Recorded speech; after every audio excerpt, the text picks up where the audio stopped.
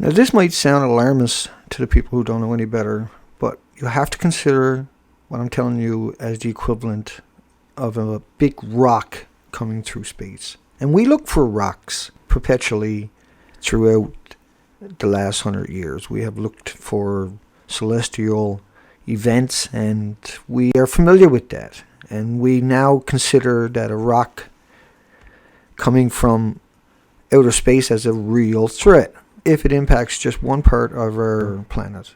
What I think of Fukushima is no different, except it's a really big rock and it's coming at us really fast. Most people have no concept of what nuclear means. Most people are just happy and they're trying to make it through the day and take care of their loved ones or their personal lives, and they don't have time to look at the whole picture of what's really happening on our planet and the importance of that and the significance. This is Chernobyl, part of Chernobyl's dump. And all of this equipment you see there was used. The helicopters was over 600 pilots who died trying to dump boric acid and concoctions on Chernobyl's 30% meltdown, melted core. Chernobyl was 1/3 the size of any of the reactors at Fukushima.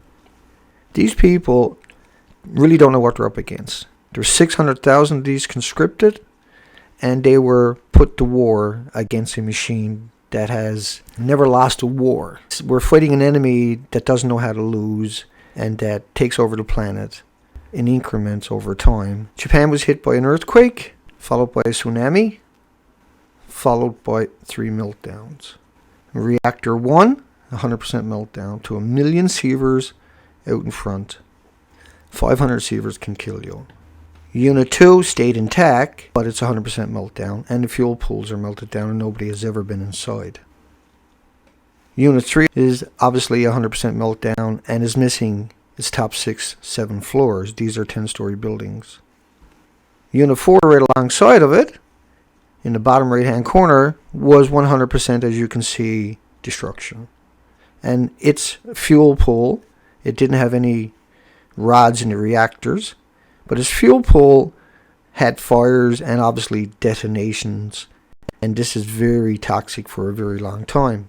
So we have 4 reactors in heart attack mode. All of these reactors had their basements busted by the earthquake and are filling up with water, and because of the radioactive materials all over those sites, the radioactive water is extremely toxic.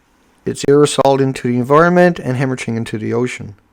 Waste has a very, very long life, and throughout history we have dumped this stuff into our oceans. These ships are not carrying just a single barrel.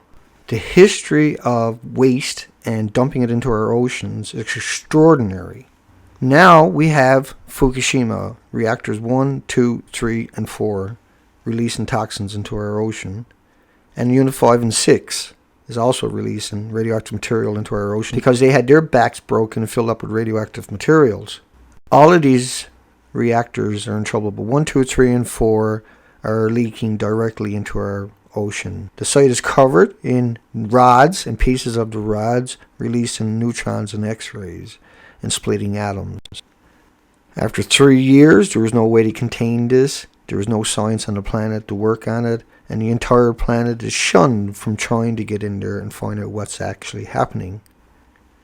It's 400 to 1,000 tons a day hemorrhaging into your ocean, and that's equivalent to St. Paddy's Day every minute, 1,440 minutes a day.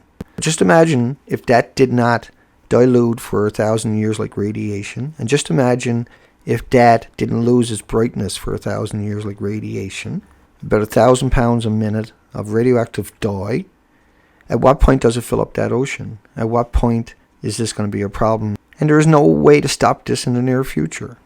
The radionuclides are picked up and carried by thousands of miles of rain every day on our ocean. Can an ocean sustain that? Absolutely not.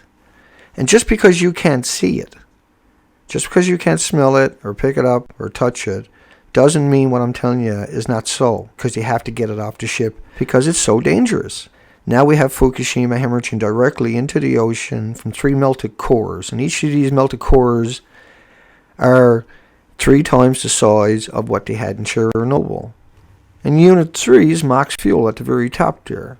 This is 2 million times worse than any other reactor on the planet. Now you use 600 pilots and 600,000 soldiers, conscripting them and gave them cancers, but you done it in 15 and 20 second increments, and then they went home.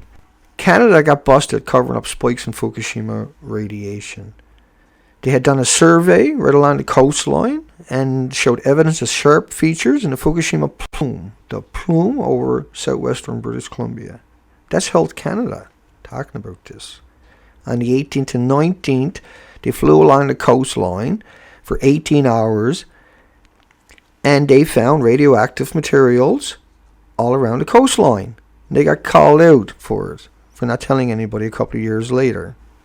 It's not just the ocean, it's the animals, it's the little tiny creatures, the faunas, the floras. It's everything on this planet is affected by this radiation that has constantly hemorrhaged out of there. We didn't pay our government to turn their back on us. We didn't pay our government to turn off the radiation detection networks across North America. We didn't pay our governments to hide this from us. We paid them to go out and make sure that if it happened, we would know about it.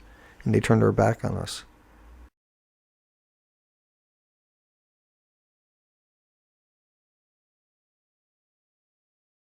Oh yeah, go on, click the subscribe button. We need to get subscribed and get this unity stronger and beat YouTube at their own game.